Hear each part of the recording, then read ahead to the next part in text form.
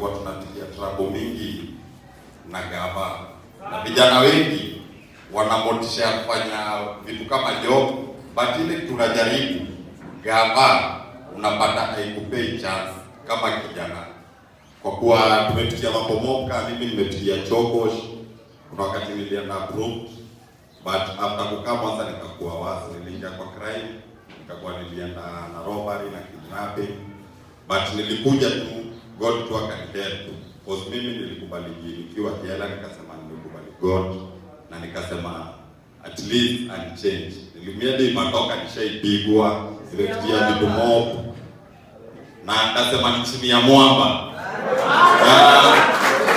Ile tu ningependa kusema sana tungependa yenyewe umetuambia unamatanaga na unye mpe ripoti vijana wanataka kuwazo, but ile kitu inafanya gava ndio unatukanyangia chini.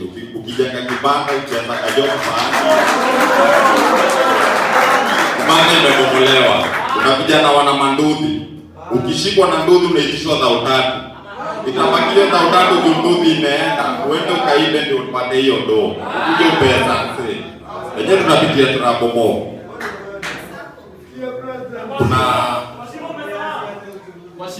Kuna hiyo mambo ya barabara, kuna gari inaitwa 77. Hiyo gari imekuwa ikisumbua sana vijana hadi madeni. Huwezi tembea kwa barabara, huwezi kaa pahali. Na yenyewe